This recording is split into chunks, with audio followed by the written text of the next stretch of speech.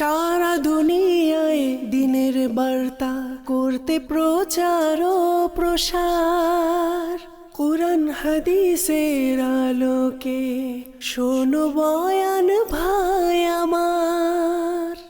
আলহামদুলিল্লাহি রাব্বিল আলামিন ওয়াসসালাতু ওয়াসসালামু আলা সাইয়্যিদিল আমবিয়া ওয়াল মুরসালিন, আম্মা বা'দ। আউযু বিল্লাহি মিনাশ শাইতানির রাজীম। বিসমিল্লাহির রহমানির রহিম। আসসালাতু ওয়াসসালামু আলাইকা ইয়া রাসূলুল্লাহ ওয়া আলা আলিকা ওয়া আসহাবিকা ইয়া হাবিবাল্লাহ। আসসালাতু ওয়াসসালামু আলাইকা ইয়া নবিয়াল্লাহ ওয়া আলা আলিকা ওয়া আসহাবিকা ইয়া নূরাল্লাহ। প্রিয় ইসলামী ভাইরা, দরুদে পাকের অগণিত ফজিলত ও বারাকাত রয়েছে। আল্লাহ তাবারক ওয়া তাআলার প্রিয় মাহবুব হুজুরে আকরাম নূরে মুজাসসাম সাল্লাল্লাহু তাআলা আলাইহি ওয়া আলিহি ওয়াসাল্লাম ইরশাদ করেন, যে ব্যক্তি আমার প্রতি একবার দুরূদ শরীফ পাঠ করবে, আল্লাহ তাআলা তাকে 10টি নেকি দিবেন, 10টি গুনাহ মাফ করে দিবেন এবং 10টি পদমর্যাদাকে বাড়িয়ে দিবেন। সাল্লু আলাল হাবিব সাল্লাল্লাহু তাআলা আলা মুহাম্মদ সাল্লাল্লাহু আলাইহি ওয়াসাল্লাম, সালাতাও ওয়া সালামান আলাইকা ইয়া সাইয়্যিদি ইয়া রাসূলুল্লাহ সাল্লাল্লাহু আলাইহি ওয়াসাল্লাম। আসুন, বয়ান শুরুর প্রথমেই আমরা ভালো ভালো নিয়ত করে নিই, কেননা বলা হয়েছে উত্তম নিয়ত এটাই হচ্ছে কল্যাণকর। নিয়তুল মুমিনি খায়রুম মিন আমালি, মুমিনের নিয়ত তার আমলের চেয়ে উত্তম। আমরা নিয়ত করি আল্লাহ তাআলার সন্তুষ্টির জন্য, সওয়াব হাসিলের জন্য, ইলমে দ্বীন অর্জনের জন্য আমরা বয়ান শ্রবণ করবো ইনশাআল্লাহ। ইসলামী ভাইরা ও মাদানী ছেলে দর্শকবৃন্দ, আজ এই মহান ব্যক্তিত্ব উসমান জিন্নুরাইন রাদিয়াল্লাহু তাআলা আনহু, যে সাহাবী রাসূল ছিলেন, যে সাহাবীদের ব্যাপারে আল্লাহ তাআলা বলেন তারা আল্লাহর প্রতি রাজি এবং আল্লাহ তাদের প্রতি রাজি। যে সাহাবীদের সম্পর্কে আল্লাহর নবী সাল্লাল্লাহু আলাইহি ওয়াসাল্লাম ইরশাদ ফরমান, আসহাবিকান নুজুম ইক্তাদাইতু ইহতাদাইতু। সাহাবায়ে কেরাম হচ্ছে তারকার ন্যায়, তাদের মধ্য থেকে তুমি যাকে অনুসরণ করবে তুমি সফল কাম হবে। ওই সাহাবায়ে কেরামের মাঝে অন্যতম তৃতীয় ব্যক্তিত্ব যিনি, তিনি হচ্ছেন ইসলামের তৃতীয় খলিফা, আমিরুল মুমিনিন, জামিউল কুরআন, ওসমান ইবনে আফফান রাদিয়াল্লাহু তাআলা। আজকে আমরা তার বিভিন্ন দিক নিয়ে কিছু কথা শোনার চেষ্টা করব এই জুমাতে। ওসমান রাদিয়াল্লাহু তাআলা আনহু, তিনি কুরাইশের সম্মানিত বনু উমাইয়া বংশে জন্মগ্রহণ করেন। তিনি ছিলেন অত্যন্ত লজ্জাশীল ও লাজুক প্রকৃতির। ইসলাম গ্রহণের পর তিনি কঠিন নির্যাতনের শিকার হন, কিন্তু ঈমান থেকে তিনি ফিরে যাননি। হযরতে ওসমান জিন্নুরাইন রাদিয়াল্লাহু তাআলা আনহুকে নেকির দাওয়াত দিয়ে ইসলামের দিকে আনেন ইসলামের প্রথম খলিফা আমিরুল মুমিনিন আবু বকর সিদ্দিক রাদিয়াল্লাহু তাআলা। আবু বকর রাদিয়াল্লাহু তাআলার বন্ধু ছিলেন ওসমান রাদিয়াল্লাহু তাআলা, পরিচিত বন্ধু, যেহেতু তিনি ব্যবসায়ী ছিলেন। ওসমান রাদিয়াল্লাহু তাআলা আরবের মধ্যে একজন অন্যতম ধর্নাঢ্য ব্যবসায়ী ছিলেন ওসমান বিন আফফান রাদিয়াল্লাহু তাআলা। প্রিয় ইসলামী ভাইরা, হযরতে ওসমান রাদিয়াল্লাহু তাআলা ইসলাম গ্রহণের পর তিনি যে নির্যাতনের শিকার হন, কিন্তু ঈমান থেকে সরে যাননি। এই ব্যাপারে আল্লাহ তাআলা বলেন, বিসমিল্লাহির রহমানির রহিম, ইন্নাল্লাযীনা ক্বালু রাব্বুনাল্লাহু সুম্মা ইসতাকামু তাতানাজ্জালু আলাইহিমুল মালাঈকাতু আল্লা তাখাফু ওয়ালা তাহজানু ওয়া আবশিরু বিল জান্নাতি আল্লাতী কুনতুম তুআদুন। নিশ্চয়ই যারা বলে আমাদের রব আল্লাহ, অতঃপর তারা দৃঢ় থাকে, তাদের উপর ফেরেশতারা অবতীর্ণ হয় এবং বলে তোমরা ভয় করো না, দুঃখ করো না, তোমাদেরকে সেই জান্নাতের সুসংবাদ গ্রহণ করো যার প্রতিশ্রুতি তোমাদেরকে দেয়া হয়েছিল। এই আয়াতের বাস্তব জীবন্ত উদাহরণ ছিলেন উসমান জিন্নুরাইন রাদিয়াল্লাহু তাআলা। তিনি যখন ইসলাম গ্রহণ করলেন, তার চাচা তিনিও প্রভাবশালী লোক ছিলেন। উসমান রাদিয়াল্লাহু তাআলাকে রশি দিয়ে বেঁধে তাকে অত্যাচার করতে থাকে এবং বলেন, তুমি ইসলাম ছেড়ে দাও। তিনি বললেন, না, আমি সত্যকে গ্রহণ করার পর, ইসলামকে গ্রহণ করার পর কখনো তা পরিহার করব না। কয়েকদিন অতিবাহিত হওয়ার পর যখন সত্য প্রকাশিত হল, তিনি দেখলেন যে উসমান রাদিয়াল্লাহু তাআলা অত্যন্ত অবিচল। তখন তার চাচা বাধ্য হয়ে তাকে ওই কষ্ট থেকে, নির্যাতন থেকে মুক্তি দিলেন। আর কোরআনে পাকে আল্লাহ সুবহানাহু ওয়া তাআলা এই ঘটনার বর্ণনা করেছেন যে যারা আল্লাহর প্রতি ঈমান আনে, যারা বলে আমার রব আল্লাহ, অতঃপর দৃঢ় থাকে, তখন আল্লাহ তাআলা ফেরেশতা অবতীর্ণ হয়ে বলে, তোমরা ভয় করো না, দুঃখ করো না, তোমাদের জন্য জান্নাতের সুসংবাদ। উসমান ইবনে আফফান রাদিয়াল্লাহু তাআলা আনহু ওই ব্যক্তিত্ব যার ব্যাপারে কুরআনুল কারীমের আয়াতে কারিমা বর্ণিত রয়েছে। প্রিয় ইসলামী ভাইরা, হযরতে উসমান জিন্নুরাইন রাদিয়াল্লাহু তাআলা আনহু একদিকে রাসূল করিম সাল্লাল্লাহু আলাইহি সাল্লামের ফুপুর নাতি সম্পর্কে ছিলেন, অপরদিকে পরবর্তীতে ইসলাম গ্রহণের পর এবং পরবর্তী সময়ে রাসূল করিম সাল্লাল্লাহু আলাইহি সাল্লামের প্রিয় সন্তান মেয়ে প্রথমে রুকাইয়া রাদিয়াল্লাহু তাআলা আনহাকে বিবাহ করেন এবং রুকাইয়া রাদিয়াল্লাহু তাআলা আনহা এর ইন্তেকালের পর অপর মেয়ে হযরত উম্মে কুলসুম রাদিয়াল্লাহু তাআলা আনহাকে উসমান বিন আফফান রাদিয়াল্লাহু তাআলার কাছে বিবাহ প্রদান করেন। অর্থাৎ একের পর এক, যখন এক মেয়ে ইন্তেকাল করেন, পরবর্তীতে অপর মেয়েকে বিবাহ প্রদান করেন। এই জন্য উসমান গনি রাদিয়াল্লাহু তাআলা আনহুর একটি উপাধি হচ্ছে জিন্নুরাইন, দুই নূরের অধিকারী। নবী সাল্লাল্লাহু আলাইহি ওয়াসাল্লামের প্রতিটি সন্তানই নূর। আল্লাহ বলেন না, তেরে নসলে পাক মে হে বাচ্চা বাচ্চা নূর কা, তু হে আইনে নূর তেরা সব ঘরানা নূর কা, তু হে আইনে নূর। ইয়া রাসূলুল্লাহ, আপনি হচ্ছেন নূর, আপনার ঘরের প্রতিটি সন্তান এক একটা নূরের টুকরা। যার জ্বলন্ত প্রমাণ উসমান রাদিয়াল্লাহু তাআলার লকব হয়ে গেছে জিন্নুরাইন, দুই নূরের অধিকারী। আল্লাহু আকবার। উসমান রাদিয়াল্লাহু তাআলা আনহু তিনি ছিলেন অত্যন্ত লজ্জাশীল। হাদিসে পাকের মধ্যে আসছে, লজ্জা হচ্ছে ঈমানের অংশ, লজ্জা হচ্ছে ঈমানের। আর উসমান রাদিয়াল্লাহু, রাসূল করিম সাল্লাল্লাহু আলাইহি ওয়াসাল্লাম ইরশাদ করেন, আমার উম্মতের মধ্যে সর্বাধিক লজ্জাশীল হচ্ছে উসমান, যাকে আল্লাহ তাআলার ফেরেশতারা পর্যন্ত লজ্জাবোধ করে। মানে আল্লাহ সুবহানাহু ওয়া তাআলা উসমান বিন আফফান রাদিয়াল্লাহু তাআলাকে এত লজ্জাশীলতা দিয়েছে, এত লজ্জাশীলতা দিয়েছে যে ফেরেশতারা পর্যন্ত কি করেন? মনে রাখবেন, কারো মধ্যে যদি কোনো গুণ থাকে, কোনো গুণ থাকে, ওই গুণের কারণে সে সর্বমহলে এমনকি ফেরেশতাদের কাছে সম্মান বোধ করে। হাদিসে পাকে আসছে যে উসমান রাদিয়াল্লাহু তাআলা আনহু তিনি হচ্ছেন জান্নাতীদের জন্য আলোকবর্তিকা, আলোর ন্যায়। ফেরেশতাদের কাছে তিনি পথ প্রদর্শক, নূর। উসমান রাদিয়াল্লাহু তাআলা আনহুর অসংখ্য অগণিত তার বৈশিষ্ট্য ছিল। তার অন্যতম একটি বৈশিষ্ট্য হচ্ছে তিনি রাদিয়াল্লাহু তাআলা লজ্জাশীল ছিলেন। দেখেন, আমরা কিন্তু এই জায়গার মধ্যে এসে অনেকে চুপ হয়ে যাই। আমরা অনেকে মাজাল্লাহ নাউজুবিল্লাহ এক জায়গাতে বলি, আরে পুরুষ মানুষ আবার লজ্জা কিসের? বলেন একটা কথা, পুরুষ মানুষ একেবারেই অজ্ঞতা, মূঢ়তা, নেতিবাচক শব্দ।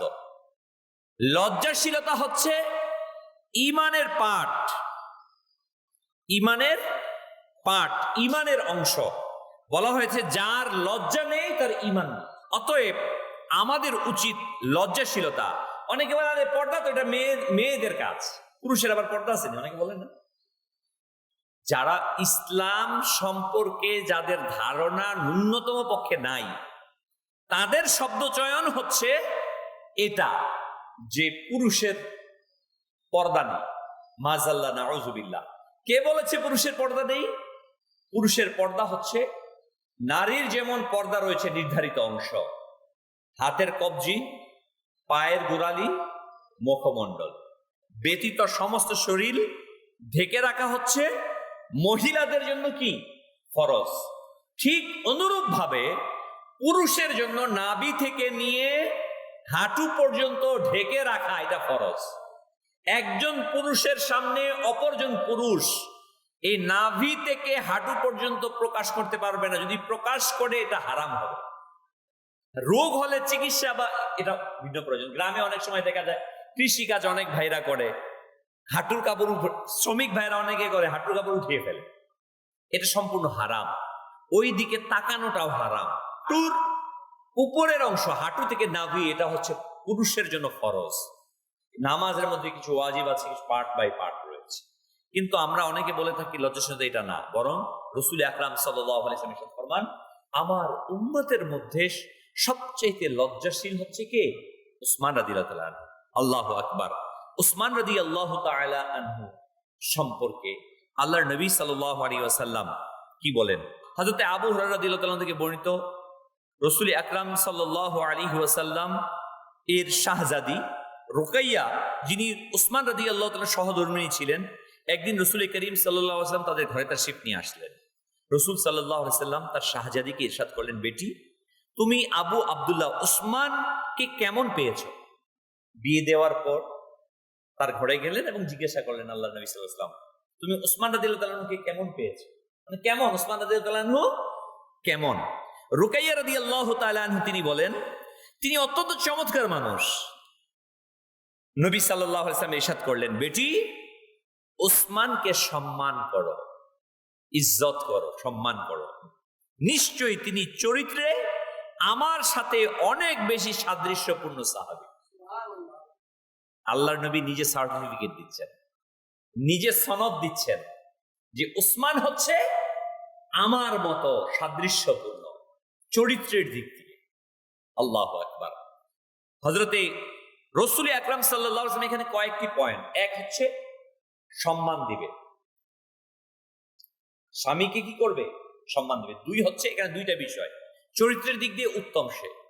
প্রথম যে পয়েন্ট সেটা হচ্ছে স্বামীকে সম্মান দেওয়ার শিক্ষা প্রদান করছেন আল্লাহর নবী সাল্লাল্লাহু আলাইহি ওয়াসাল্লাম। রাসূল সাল্লাল্লাহু আলাইহি ওয়াসাল্লামের হাদিসে কারিমার আলোতে আমির আহলে সুন্নাত নসিহত করেছেন তার মেয়েকে যে আপনি যখন আপনার স্বামীকে দেখবেন এবং আপনার শাশুড়িকে দেখবেন তখন দাঁড়িয়ে সম্মান করবেন যখন তারা আসবে, আর যখন তারা চলে যাবে তখন দাঁড়িয়ে যাবেন। দেখুন এই যে নসিহত, রাসূল করিম সাল্লাল্লাহু আলাইহি ওয়াসাল্লাম তার মেয়েকে নসিহত করছেন সম্মান করার জন্য তার স্বামীকে। আজকে আমি আমার মেয়েকে নসিহত করছি। আজকে আমাদের সমাজের মধ্যে যে সমস্যা তৈরি হয়, মেয়ে এসে বাবাকে বলে তো বাবা আরো কি হয়, আগুন হয়, আগুন ধরেছে সেখানে ঘি ঢালে, সেটা কি হয় আরেকটু বেড়ে যায়। যার রেজাল্ট হিসেবে, অবস্থান হিসেবে আমরা দেখতে পাচ্ছি আমাদের সমাজের মধ্যে ডিভোর্সের সংখ্যা বেড়ে যাচ্ছে, তালাকের সংখ্যা বেড়ে যাচ্ছে। একজন দুইজন বাচ্চা হয়েছে, মূল কারণ রাগারাগি। মানে স্বামী স্ত্রীর মাঝে ডিভোর্স হওয়ার অধিকাংশ, যদি 100টা তালাক হয়ে থাকে, ডিভোর্স হয়ে থাকে, তার মধ্যে আপনি খুঁজে পাবেন 70টা কারণ হচ্ছে মিসগাইড, ভুল বুঝাবুঝি, রাগ থেকে এসেছে। অথচ আল্লাহর নবী সাল্লাল্লাহু আলাইহি ওয়াসাল্লামের শিক্ষা হচ্ছে তুমি তোমার স্বামীকে সম্মান করো। আমি কি আমার সন্তানকে, আমার মেয়েকে শিক্ষা প্রদান করি? আজকে আমাদের ক্রমান্বয়ে আস্তে আস্তে মুসলিম উম্মাহ, আমাদের এই দেশের সংস্কৃতি পশ্চিমাদের মতো হয়ে যাচ্ছে, ডিভোর্সের সংখ্যা বেড়ে যাচ্ছে। আজকে আমরা যদি পশ্চিমাদের সংস্কৃতি দেখি, সেখানে কমবেশ 60% কুমারী মা, অধিকাংশ ডিভোর্সই। 100টা পরিবারের মধ্যে আপনি 10টা পরিবার পাবেন না যেখানে স্বামী স্ত্রী একসাথে মিলেমিশে অবস্থান করছে, বরং অধিকাংশ ডিভোর্স এবং কুমারী মা। আর তাদের প্রেসক্রিপশন অনুযায়ী আমরাও সেদিকে তথাকথিত উন্নতির দিকে অগ্রসর হওয়ার চেষ্টা করছি, যার রেজাল্ট আমরা হাতে নাতে পাচ্ছি। কিন্তু আপনারা যদি গত 5 বছরের বাংলাদেশের ডিভোর্সের সংখ্যাকে পর্যালোচনা করেন, একেবারে অত্যন্ত ভয়ঙ্কর ভাবে গাণিতিক হারে না, জ্যামিতিক হারে এই ডিভোর্সের সংখ্যা বাংলাদেশে বেড়ে চলছে। এর একদিকে স্বামীকেও রেসপেক্ট করতে হবে, এর মূল কারণ স্বামীর অধিকার কি আমরা তা জানি না, স্ত্রীর অধিকার কি মনে রাখবেন, শুধুমাত্র স্বামীরই হক আছে, স্ত্রীর কি হক নাই? স্ত্রীর হক আছে। স্ত্রীর কি অধিকার? বিবাহের পূর্বে একজন পুরুষের জেনে নেওয়া, এটা হচ্ছে ফরজ। স্বামীর কি অধিকার? একজন মেয়ে বিবাহ হওয়ার পূর্বে স্বামীর অধিকার সম্পর্কে জেনে নেওয়া ফরজ। আমরা যখন ফরজ এলেম থেকে দূরে সরে যাচ্ছি, এলম থেকে দূরে সরে যাচ্ছি, তখনই প্রিয় ইসলামী ভাইয়েরা আমাদের সমাজের মধ্যে সমস্যা সৃষ্টি হচ্ছে। এর মূল সমাধান হচ্ছে রসুল আকরাম নূরে মুজাসসাম সাল্লাল্লাহু তাআলা আলাইহি ওয়া আলিহি ওয়াসাল্লাম এর সুন্নাতে মোবারক। আজ দাওয়াত ইসলামী আলহামদুলিল্লাহ এই শিক্ষাটাই দিচ্ছে, যেটা আমার প্রিয় আকা সাল্লাল্লাহু আলাইহি ওয়াসাল্লাম দিয়ে গিয়েছেন, যেটা রসুল করিম সাল্লাল্লাহু আলাইহি ওয়াসাল্লাম তার মেয়েকে রুকাইয়া রাদিয়াল্লাহু তাআলা আনহাকে প্রদান করেছেন, অন্যান্য মেয়েদেরকে শিক্ষা দিয়েছেন। ওই শিক্ষাটা দাওয়াত ইসলামী আলহামদুলিল্লাহ প্রদান করছে। যদি আপনি রসুল করিম সাল্লাল্লাহু আলাইহি ওয়াসাল্লামের শিক্ষাটা গ্রহণ করেন, আপনার মেয়েকে শিক্ষা দেন আপনার মেয়ের স্বামীকে কিভাবে রেসপেক্ট করতে হবে। আপনি কেমন চান ভাই? আপনার স্ত্রী আপনাকে কেমন রেসপেক্ট করবে? আপনি কেমন চান? অবশ্যই ভালো চান। আপনি যেমনটা চান এমনটা কি আপনি আপনার মেয়েকে শিক্ষা দিয়েছেন? এই যে আপনার মেয়ের বয়স 10 বছর 12 বছর বা বিয়ে দিয়ে দিয়েছেন, বিয়ে দেওয়ার পূর্বে কি আপনার মেয়েকে কখন নসিহত করেছিলেন যে বাবা তুমি তোমার স্বামীর ঘরে যাওয়ার পর তোমার স্বামীকে এভাবে রেসপেক্ট করবে, এইভাবে শাশুড়ির সাথে মেনটেন করবে? এটা কি শিক্ষা প্রদান হয়েছে? যদি না হয়ে থাকে তাহলে আমি আমার সন্তানকে শিক্ষা দেওয়া থেকে দূরে আছি।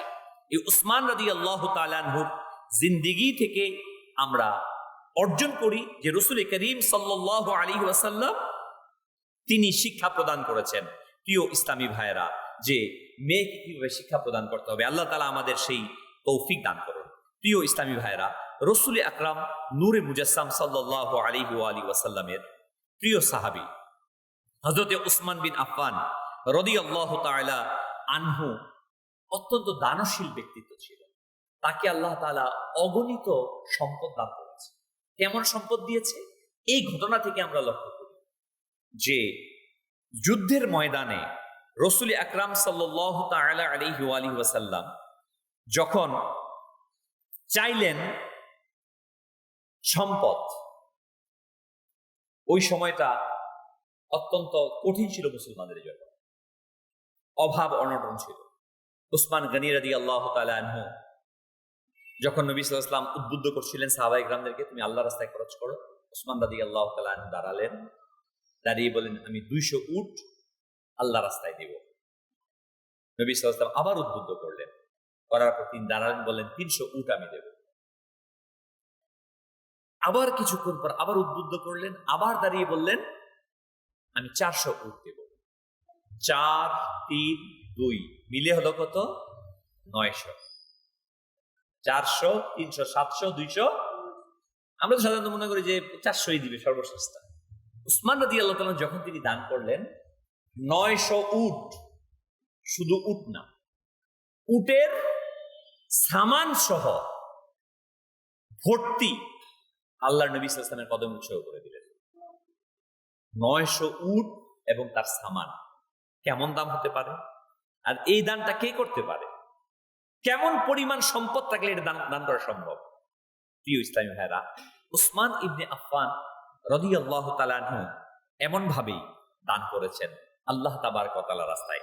যেমনটি বীরে রোমা, মদিনা শরীফে একটি কূপ ছিল যেটার মালিক ছিল ইহুদি, যেখান থেকে দরিদ্র মুসলমানরা কিছু পয়সা দিয়ে ক্রয় করে পানি ক্রয় করতেন, কারণ আরবের মধ্যে পানির কিন্তু অনেক দাম। এখনো আরবের মধ্যে পানির দাম কিন্তু অনেক। একটা সময় তেলের চাইতে পানির দাম বেশি ছিল আরবে পানি পান করার জন্য। এখন অবশ্য তেলের দাম একটু বেড়ে গেছে, কিন্তু এই যদি আমরা 15-20 বছর আগে যাই, সেখানে পানির দাম তেলের দামের চাইতেও বেশি ছিল। এখনো আরবের মধ্যে আপনি যেখানে যাবেন, মেহমানদারির প্রথম উপকরণ হচ্ছে পানি। আর এখানে পানি প্রচুর প্রয়োজন হয়, কারণ মরুভূমি, তাপ, এই জন্য।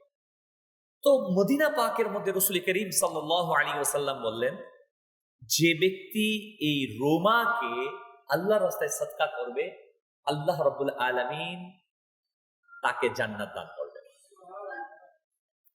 ওসমান বিন আফফান রাদিয়াল্লাহু তাআলা ইহুদির কাছ থেকে স্বাভাবিক মূল্যের চাইতে অনেক বেশি দাম প্রদান করে ওই রোমাকে কিনলেন। কিনে সেটা মুসলমানদের জন্য দান করে দিলেন। এই দান এমন দান আজও পর্যন্ত এখনো বর্তমান ওই বীরের রোমা, সেই পানি এখনো প্রবাহমান। এখনো মুসলমানগণ সেই পানি থেকে, রোমা থেকে পানি পান করছে সদকায়ে জারিয়া। কুরবান যান উসমান ইবনে আফফান রাদিয়াল্লাহু তাআলা আনহু, উসমান যিন্নুরাইন রাদিয়াল্লাহু তাআলা সদকার প্রতি, দানের প্রতি। আপনি যদি এখনো হজ বা উমরার জন্য যান, যদি দেখেন, নিজের চোখে দেখতে পাবেন যে জাবালে উহুদের সামনে হযরত হামজা রাদিয়াল্লাহু তাআলা আনহুর মাজারে পুর আনোয়ারের পাশে এখনো তাঁবু টাঙিয়ে উসমান রাদিয়াল্লাহু তাআলা ফাউন্ডেশনের পক্ষ থেকে, ওয়াকফ স্টেটের পক্ষ থেকে তিনি যে খেজুরের বাগান সদকা করেছেন, জায়গা সদকা করেছেন, ওই জায়গা ওয়াকফ স্টেট নির্ধারণ হয়ে, অ্যাকাউন্ট হয়ে কোটি কোটি রিয়াল আয় হচ্ছে, এবং সেখান থেকে এখনো পর্যন্ত মুসলমানদেরকে সদকা করা হচ্ছে। ওসমান ইবনে আফফান ওই ব্যক্তিত্ব যার সদকা এখনো বহমান, একেবারে বাস্তবিক অবস্থায় চলমান। প্রিয় ইসলামী ভাইরা, উসমান রাদিয়াল্লাহু তাআলা আনহু তিনি যখন খিলাফতের মসনদে সমাসীন হন, কুরবান যান, তিনি অত্যন্ত দয়ালু, অত্যন্ত নরম দিলের মানুষ ছিলেন। তিনি সবাইকে মাফ করে দিতেন। তিনি মেহমান যখন আসতো, রাজকীয় মেহমান, তাদেরকে মেহমানদারি করতেন, ভালো উন্নত মানের খাবার। তিনি এত ধনাঢ্য ছিলেন, ইচ্ছে করলে অত্যন্ত আলিশান ভাবে জীবনযাপন করতে পারতেন। কিন্তু কিতাবের মধ্যে আসছে ওসমান ইবনে আফফান রাদিয়াল্লাহু তাআলা আনহু মেহমানদারি করাতেন, ভালো খাবার খাওয়াতেন। তিনি বাড়িতে এসে জাইতুনের তেল, রুটি দিয়ে, শুকনো রুটি খাবার খেতেন। মেহমানদেরকে খাবার খাওয়াতেন না, মেহমানদেরকে উন্নত খাবার খাওয়াতেন, কিন্তু নিজে এসে, আল্লাহু আকবার, কোরআনে পাকে আল্লাহ তাআলা বলেন, লান তানালুল বিররা হাত্তা তুনফিকু মিম্মা তুহিব্বুন। তোমরা সফল হতে পারবে না যতক্ষণ না উত্তম জিনিস আল্লাহর রাস্তায় খরচ না করো। সাহাবায়ে কেরাম সেটার মূর্ত প্রতীক ছিলেন। নিজেরা উত্তম খাবার খাওয়াতেন, উত্তম জিনিস দান করতেন, নিজে স্বাভাবিক পোশাক পরতেন, নিজে খাবারটা দিতেন উত্তমটা, আর খাবার গ্রহণ করতেন নরমালটা। আর আমাদের চরিত্র কি? খাবারের মধ্যে, ঘরের মধ্যে গন্ধ হয়েছে কোনটা, এটার দাম। আমাদের ট্রেডিশন এটা না, পাঞ্জাবিটা তো একটু ছিঁড়ে গেছে, এবার দিয়ে দিই। একসাথে নিছি খাবার কয়েকটা, একজন লোক আসছে, দেখি খাবারটার মধ্যে ভালো দেখা যাচ্ছে কোনটা আছে, এটা আমার লেগে, খারাপটা। মানে সৎকা করতে গেলেও আমরা কোনটা করি? নেতিবাচকটা করি। দেখুন, আজকে আমরা বলি না মুসলমান কেন পরাজিত, মুসলমান কেন অপদস্থ? এর মূল থিম তো এটাই। ইসলামের শিক্ষা ছিল একটা, আমি শিখেছি আরেকটা, আমি এটাকে ইসলাম মনে করছি। আমরা আজ আজব ধরনের ইসলাম প্র্যাকটিস করছি। আজকে ইসলাম থেকে আমরা দূরে সরে গিয়েছি। সাহাবায়ে কেরাম আলাইহিমুর রিদওয়ান, দেখেন আজকে যে কয়েকটা পয়েন্টের কথা আসছে, ওসমান রাদিয়াল্লাহু তাআলা আনহু, লজ্জাশীলতা আমরা ছেড়ে দিয়েছি, বলি পুরুষের আবার লজ্জা কিসের? ইসলাম বিরোধী শব্দ। দান সৎকার বিষয় আসে, একই ঘটনা। নিম্নটা আমি আল্লাহর রাস্তায় খরচ করি, আর উত্তমটা কি করি? নিজের জন্য গ্রহণ করি। অথচ সাহাবায়ে কোরআন বলছিলেন, তোমরা ততক্ষণ পর্যন্ত সফল হতে পারবে না যতক্ষণ না তোমরা উত্তম জিনিসকে আল্লাহর রাস্তায় খরচ না করো। সাহাবায়ে কেরাম এটাই করতেন। সর্বোত্তম বিষয়টা, এই আয়াত যখন নাজিল হলো, সাহাবায়ে কেরাম উত্তম বাগানটা এসে বলল, ইয়া নবী আল্লাহ, আমি চাইতেছি এই বাগানটাকে আমি আল্লাহর রাস্তায় খরচ করে দেব, কারণ এই আয়াত নাজিল হয়েছে। বলে ঠিক আছে। আল্লাহ নবীকে এসে বলে, ইয়া নবী আল্লাহ, আমি চাই এটা আপনাকে দিয়ে দেবো। আল্লাহ নবী বলেন, না, আমাকে দরকার নাই, বলতে আল্লাহ মুসলমানের জন্য ওয়াকফ করে দাও। সাহাবায়ে কেরাম আলাইহিম রিদওয়ান ভোগে তারা সুখ গ্রহণ করেন নাই, ত্যাগে সুখ গ্রহণ করেছেন। আর আমরা এটা শুধুমাত্র বাণীতে গ্রহণ করে নিয়েছি, ভোগে সুখ না, ত্যাগে সুখ। এটা বাণী। বাস্তবিক অর্থে আমরা ভোগের সুখ খোঁজার চেষ্টা করি, আর যার রেজাল্ট আমরা দেখতে পাচ্ছি। আজকে পৃথিবীতে মুসলমান নির্যাতন, নিপীড়ন, মজলুম হালাত, এর একটাই কারণ, আজ আমরা ভোগবাদিতে বিশ্বাসী, ত্যাগীতে বিশ্বাসী না। আমাদের নবী সাল্লাল্লাহু আলাইহি ওয়াসাল্লামের সাহাবায়ে কেরাম আলাইহিম রিদওয়ান তিনার ত্যাগে বিশ্বাসী ছিলেন, যার রেজাল্ট হিসেবে তারা হাতে হাতে পেয়েছেন। মাত্র রাসূল আকরাম সাল্লাল্লাহু আলাইহি সাল্লাম 10 বছরে মক্কা থেকে মদিনায় হিজরত করলেন। 8ম হিজরিতে এসে মক্কাতুল মুকাররমা বিজয় করে নিলেন। ইসলামের বিজয় কেতন পৃথিবীর এক প্রান্ত থেকে অপর প্রান্ত পর্যন্ত পৌঁছে গেল। এর মাত্র 2.5 বছর অতিবাহিত হলো। হযরতে ওমর বিন খাত্তাব রাদিয়াল্লাহু তাআলা আনহু খেলাফতের মসনদে আসলেন। মাত্র 14 বছরের মাথায় ইসলামের বিজয় নিশান পূর্ব থেকে পশ্চিম পর্যন্ত, সে ফিলিস্তিন পর্যন্ত ছড়িয়ে গেল, মসজিদে আকসা পর্যন্ত ছড়িয়ে গেল, সে মিশর পর্যন্ত ছড়িয়ে গেল। কারণ তারা ভোগবাদিতে বিশ্বাসী ছিলেন না, তারা ত্যাগে বিশ্বাসী ছিলেন।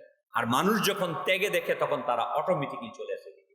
আজ আমরা যতই বয়ান দেই না কেন, লেকচার দেই না কেন, বাস্তবিক অর্থে আমরা ভোগবাদী হয়ে গেছি। দেখুন আজকে যে আমির আহলে সুন্নাত আল্লামা ইলিয়াস আত্তার কাদেরী দাওয়াত ইসলামীকে নিয়ে পথ চলার 44 বছর অতিবাহিত হচ্ছে। মাত্র 44 বছর এর মাধ্যমে তিনি কেন সারা পৃথিবীতে পৌঁছে গেলেন? একটাই মাত্র কারণ, তার মাঝে ওই সাহাবায়ে কেরামের আদর্শ আছে, তার মাঝে নবী আকরাম সাল্লাল্লাহু আলাইহি ওয়াসাল্লামের সুন্নাহর আখলাক আছে, যে তিনি ভোগবাদিতে বিশ্বাসী না, তিনি ত্যাগে বিশ্বাসী।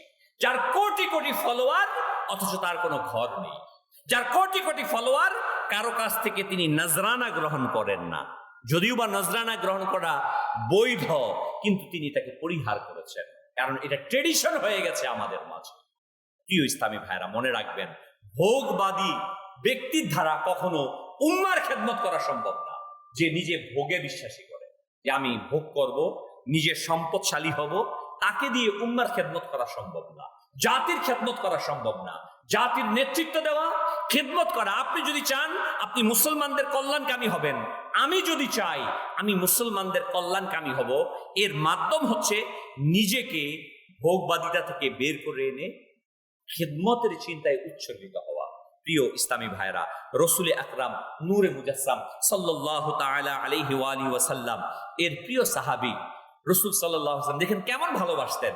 এই সাহাবী ওসমান রাদিয়াল্লাহু আনহুকে যদি ভালো নাই বাসতেন, তাহলে কি একজন মেয়েকে বিবাহ দেওয়ার পর ওই মেয়ে যখন ইন্তেকাল করে দ্বিতীয় মেয়েকে বিবাহ দেয় কেউ? নিঃসন্দেহে তিনি অত্যন্ত পছন্দনীয় সাহাবী ছিলেন। আল্লাহু আকবার, আল্লাহু আকবার।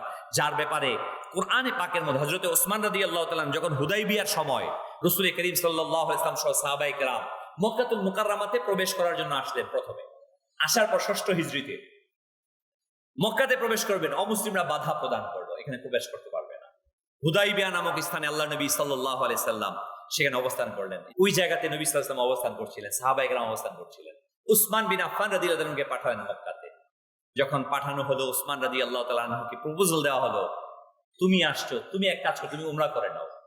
উসমান রাদিয়াল্লাহু তাআলা আনহু বললেন, আমার নবী যেটা করেনি আমি কখনো সেটা করতে পারি না। আমার নবী যেটা করেনি সেটা আমি কখনো করতে পারি না। এদিকে প্রচার হয়ে গেল যে উসমান রাদিয়াল্লাহু তাআলা আনহুকে শহীদ করা হয়েছে। সাহাবায়ে কেরাম এক একজন অগ্নিশর্মা হয়ে গেলেন।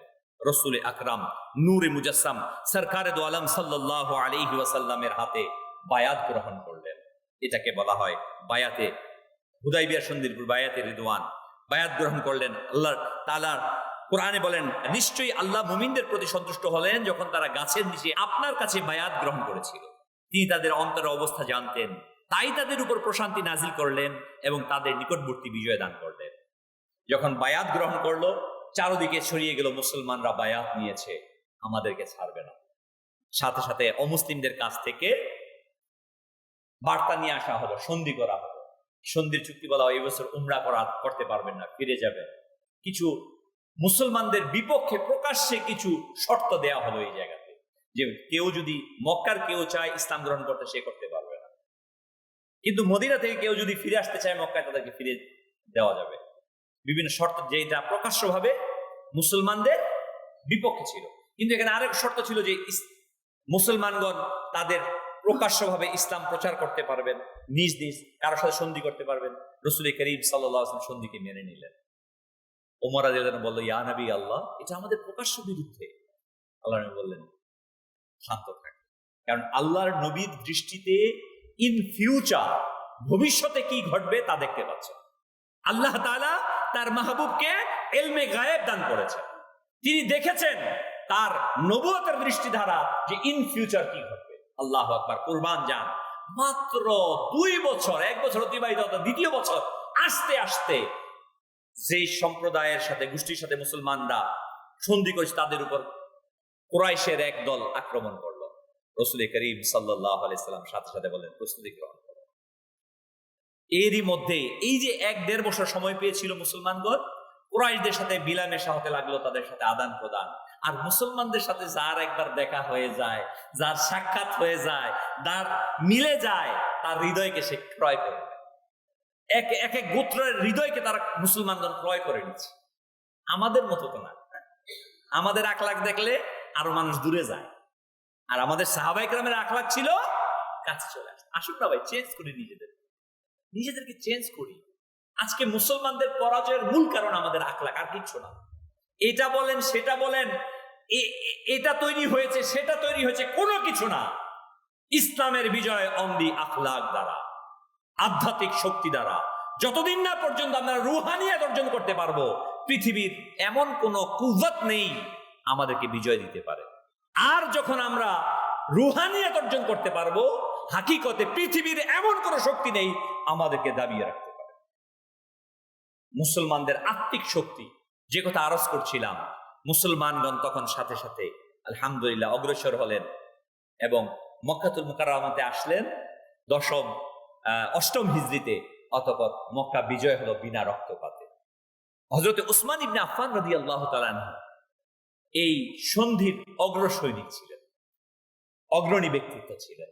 উসমান রাদিয়াল্লাহু তাআলা আনহু তিনি অকাতরে আল্লাহর নবী সরকার দু আলম সাল্লাল্লাহু আলাইহি ওয়াসাল্লামের জন্য দান করেছেন। তার মশহুর বিখ্যাত অসংখ্য ঘটনা আছে। আসুন না, আমরা কি তাদের জীবনীটা শুধু গল্প হিসেবে রেখে দেব? তিনি এমন করেছেন, সুবহানাল্লাহ, মাশাআল্লাহ। আমাদের অভ্যাস কিন্তু এটাই, ছোট থেকে এটাই দেখে আসছি আমরা, না? গল্প শুনি, সুবহানাল্লাহ, মাশাআল্লাহ, মারহাবা, এর মধ্যে সীমাবদ্ধ রেখে দিই না। আমি আমার জীবনে তার জীবনটা কতটুকু বাস্তবায়ন করতে পারলাম, এটাকে আমরা চিন্তা করি। দাওয়াত ইসলামী আমাদেরকে এটা শেখায়।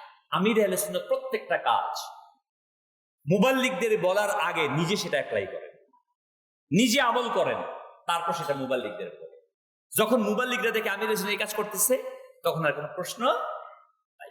বিনা বাক্যে তখন মুবাল্লিগগণ, সারা পৃথিবীর মানুষ এই কাজটা করতে শুরু করে দেয়, কারণ সেটা করতেছে আল্লাহ সুবহানাহু ওয়া তাআলা আমাদের সকলকে এই 18ই জিলহজ উসমান বিন আফফান রাদিয়াল্লাহু তাআলা আনহুর এই শাহাদাতের দিনে তার আখলাককে গ্রহণ করার তৌফিক দান করুক। আমিন। সাল্লু আলাল হাবিব সাল্লাল্লাহু তাআলা আলা মুহাম্মদ সাল্লাল্লাহু আলাইহি ওয়াসাল্লাম। সালাতাও ওয়া সালামান আলাইকা ইয়া সাইয়্যিদি ইয়া রাসূলুল্লাহ সাল্লাল্লাহু আলাইহি ওয়াসাল্লাম। সারা দুনিয়ায় দিনের বার্তা করতে প্রচার ও প্রসার, কুরআন হাদিসের আলোকে শোনো বয়ান ভাই।